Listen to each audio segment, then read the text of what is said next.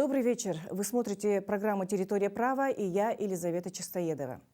Сегодня перед юридической общественностью стоят многие вопросы, которые необходимо доносить до населения, разъяснять, правоприменять, исходя из новых вызовов, которые появились в стране. Через право мы можем воспитывать многие ценности. Чтобы решить эти вопросы, юристы Якутии на днях созвали 4-й съезд, который стал для них основным событием уходящего 2022 года. Съезд проводится в республике каждые 3 года.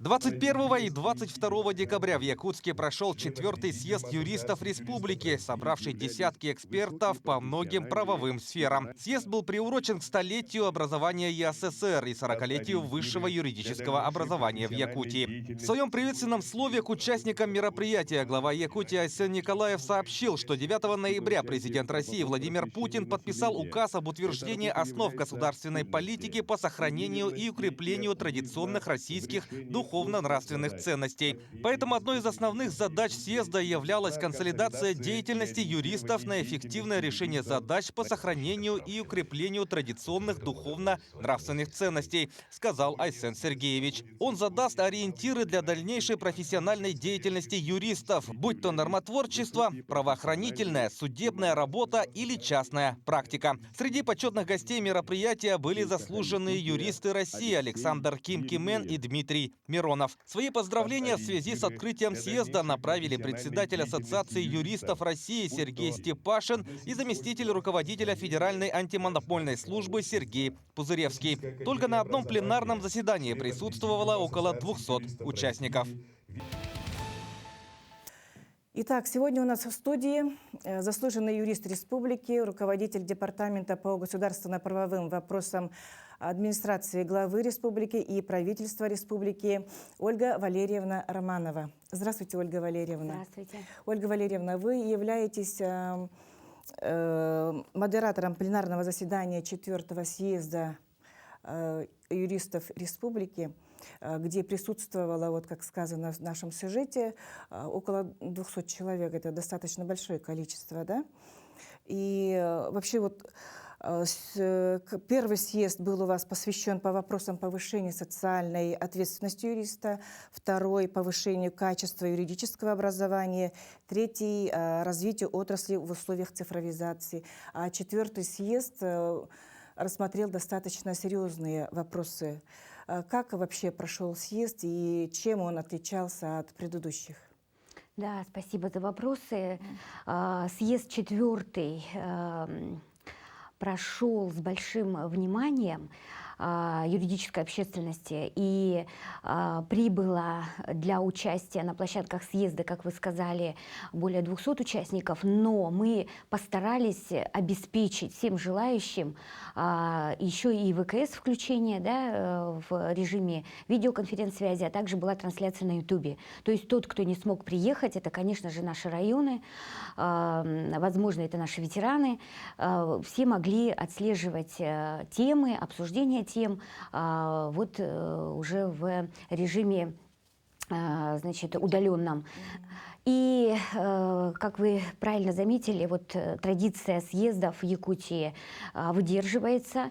Вот этот съезд совпал со столетием Якутии. И, конечно же, глава республики Саха-Якутия, наш Айсен Сергеевич Николаев, когда издавал распоряжение о проведении съезда, о создании оргкомитета под руководством Ольги Валерьевны Балабкиной, нашего заместителя председателя правительства республики, ставил нам задачи, да, переосмыслить именно с правовой точки зрения развития государственности, становления государственности и права в Якутии, да, и, конечно же, на новую трехлетку, периодичность у нас вот повелась раз в 3 года, наметить задачи для юридического сообщества, мощной армии правоведов Якутии по всем сферам профессиональной деятельности. Сейчас вообще очень сложно представить какую-то человеческую деятельность без юриста. Востребованность этой сферы достаточно высокая и уважаемость в обществе высокая. И, конечно же, дать отдать должное населению, оправдать те задачи, которые возложены на нас, да, это как раз вот и цель этих съездов. Надо вот отметить, что такая традиция есть в Якутии, в других регионах проходят форумы, какие-то тематические, может быть, площадки, да, время от времени, а вот у нас так четко, периодично выстроена эта система юридическим сообществом, да, вот как наше, ну, завоевание, как наша вот такая ценность, да, именно Якутии. И поэтому съезд вызвал большое внимание и из-за пределов нашей республики, да, другие регионы подключались, даже были, как могли все увидеть по программе съезда, да, подключались и с докладами, ну и слушателями, да, из других регионов, и в том числе федеральный центр активно откликнулся, именитые юристы тоже делились своими мыслями и приветствовали съезд, и знакомились с материалами, да, и рассуждениями, ну и, наверное, брали что-то на карандаш у федеральной политики. Надо заметить, что год столетия нам подарил возможность в Совете Федерации быть заслушанными, да, дни Якутии прошли в Совете Федерации. Айсан Сергеевич, глава нашей республики, выступил с докладом, и он был поддержан, и по итогам, значит, этих дней вышло постановление Совета Федерации, которое определяет федеральную законодательную политику.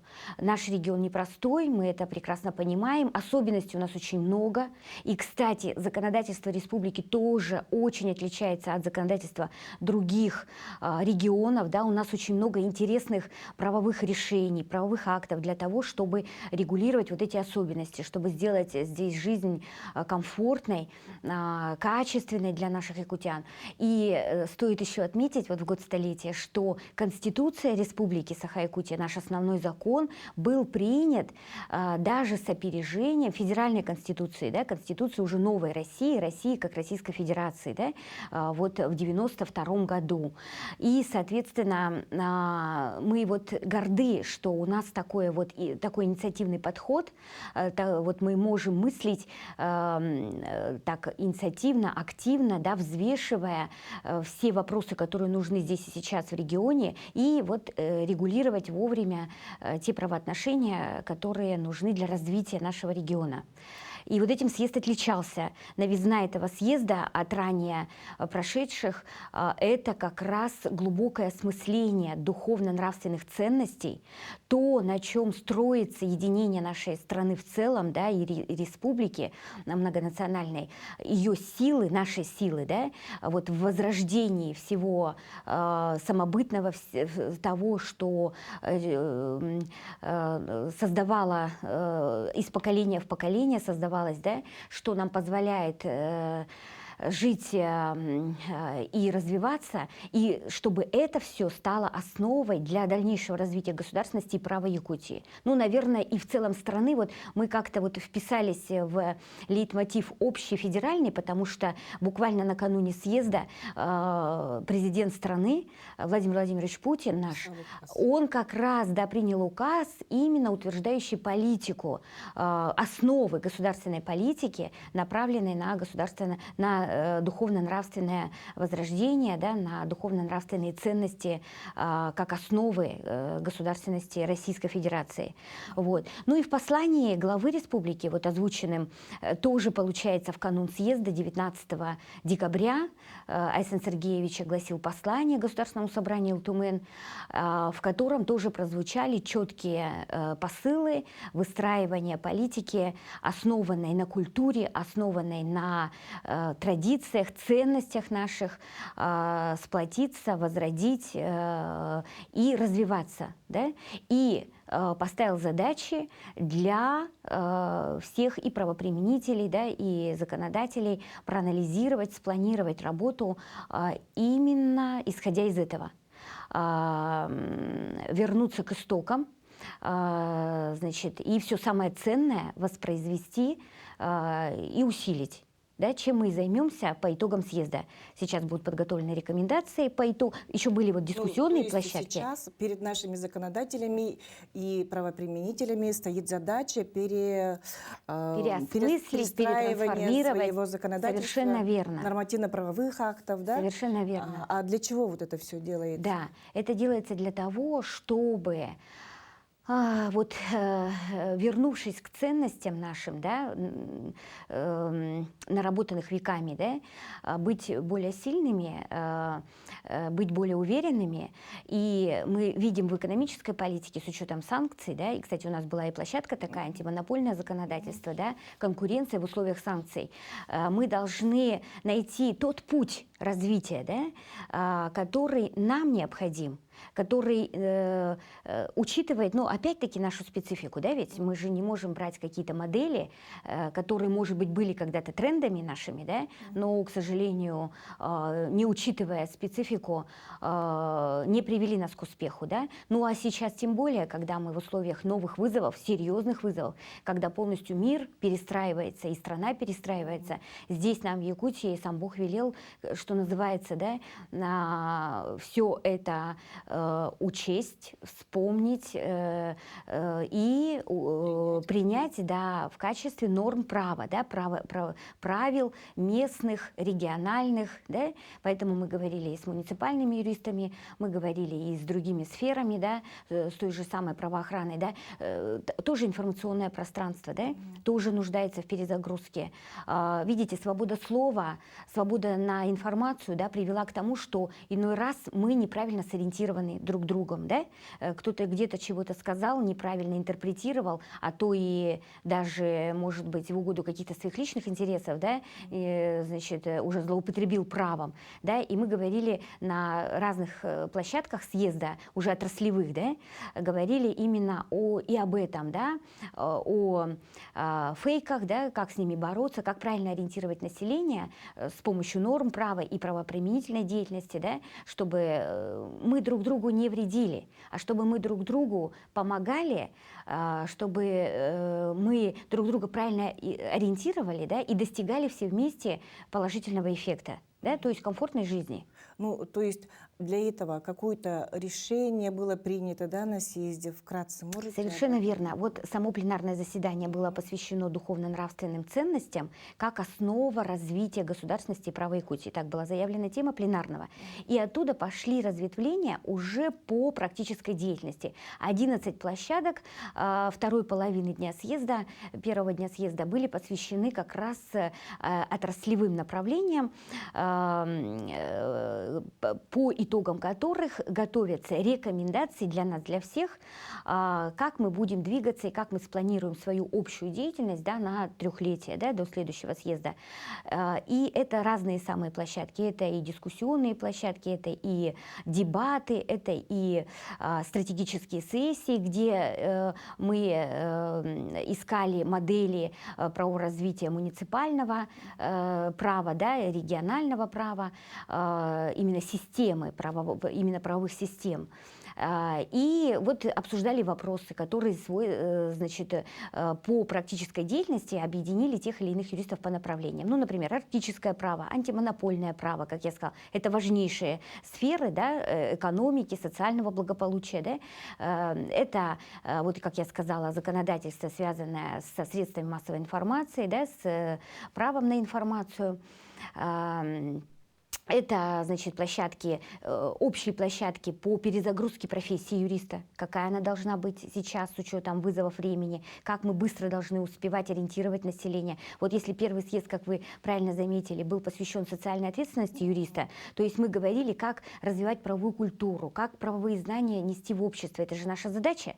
Если юрист не сформирует вот этот уровень знаний и доступа к правовой информации, то и действовать нам сложно. как мы будем регулировать отношения, будь то правоохранительная система или система частных юристов, да, или там юристов предприятий, организаций, или там на государственной службе находящихся муниципальной, да, как мы будем, значит, регулировать, если население не информировано. Так вот, создание системы информирования, разъяснительной системы, оказание бесплатной помощи в случаях, да, и категориям населения, которые в этом нуждаются, да, вот это был первый наш съезд этому посвящен, а сейчас это легло в основу уже как инструмент для перезагрузки профессии юристов, да, значит, где, как и что должно быть в электронном виде предоставляться, как модели по ситуациям, да, как население должно поступать в той или иной случае, если эти ситуации типичные, массовые, да,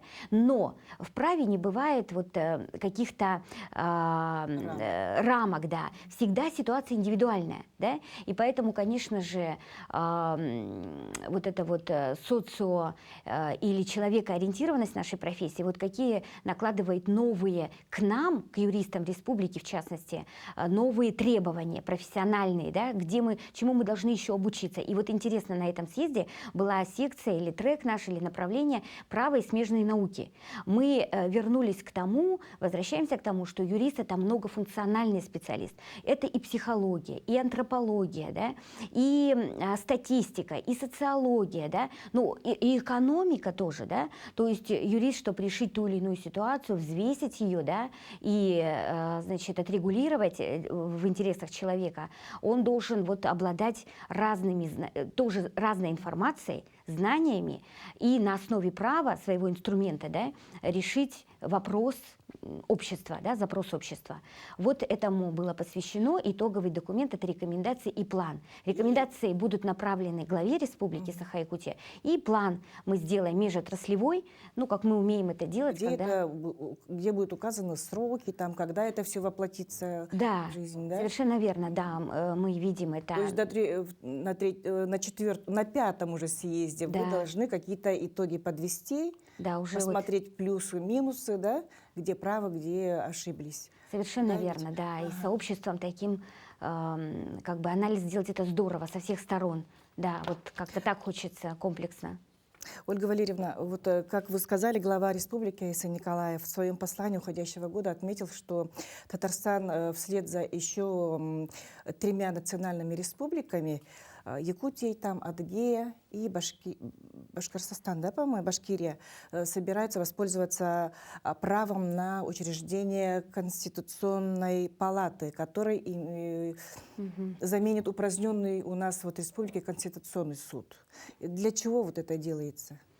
Да, спасибо за вопрос. Вот здесь тоже можно отметить нашу опережающую инициативу, когда были поправки в Конституцию Российской Федерации принятые в 2020 году.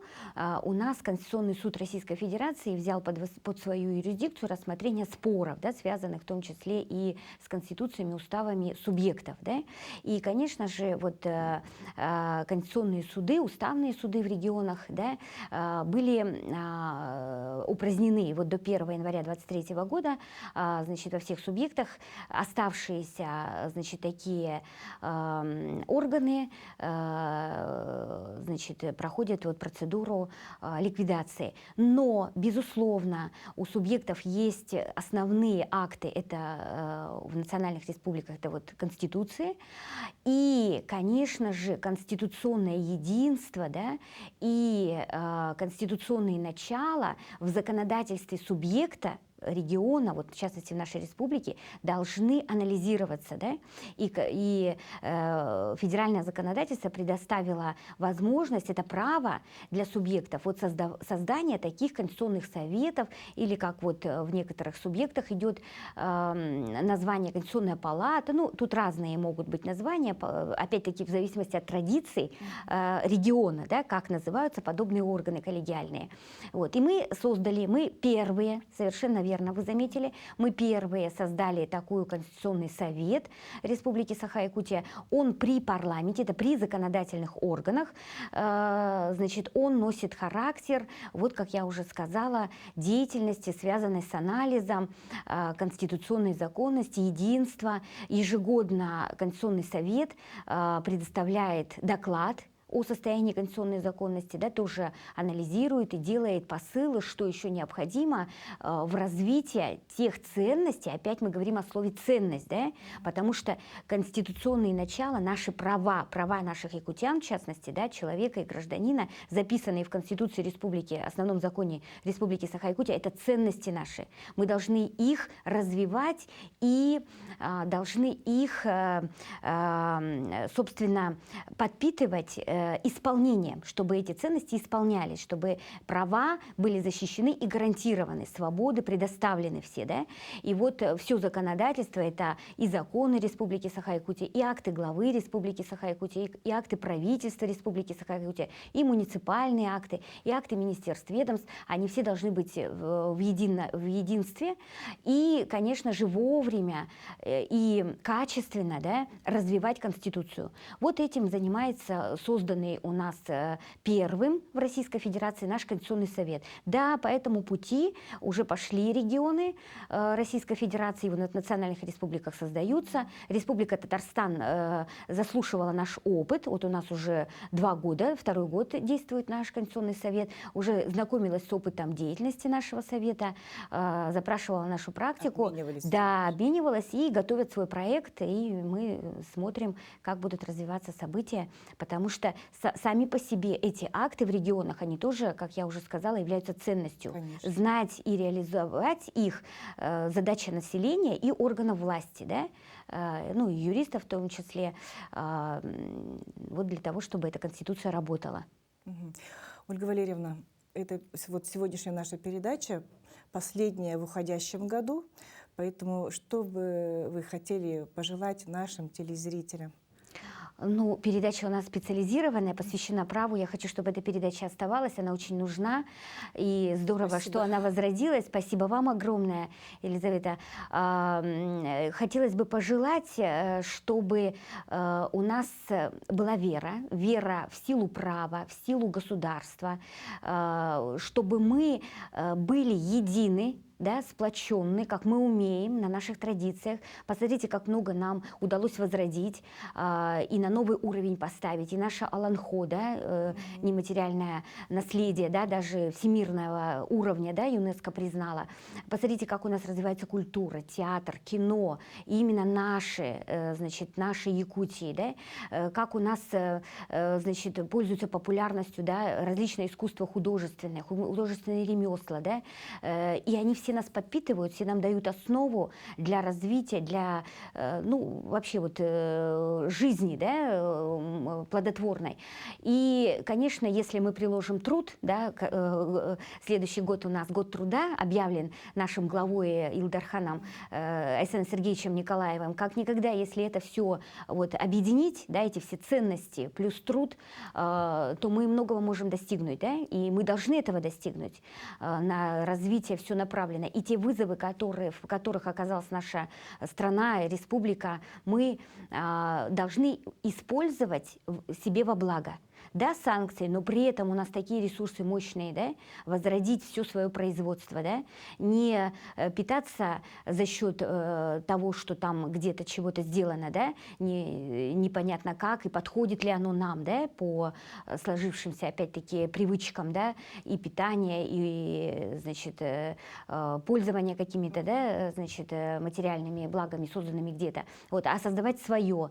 Вот это вызовы, которыми нам надо воспользоваться с тем, чтобы продвинуться вперед, да, и еще больше возродить все, что мы забыли, когда-то утратили.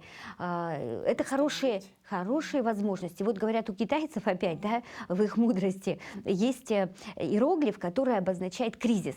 И он состоит из двух символов. Да? Один – это потери, а другой – это возможности.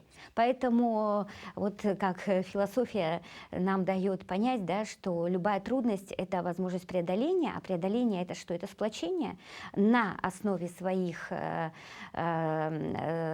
истории и на основе труда прорыв вперед.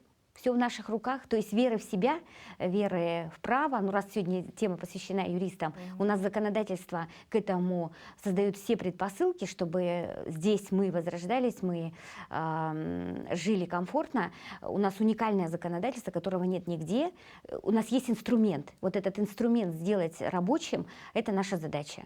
Вот. Поэтому всем желаю, конечно же, хорошего настроения вот на этой почве, да, на почве веры в себя, веры друг в друга, единения, и в труде достигнуть тех задач, которые мы поставили. Это же здорово, когда от нас самих зависит. Это здорово, когда что все в наших руках.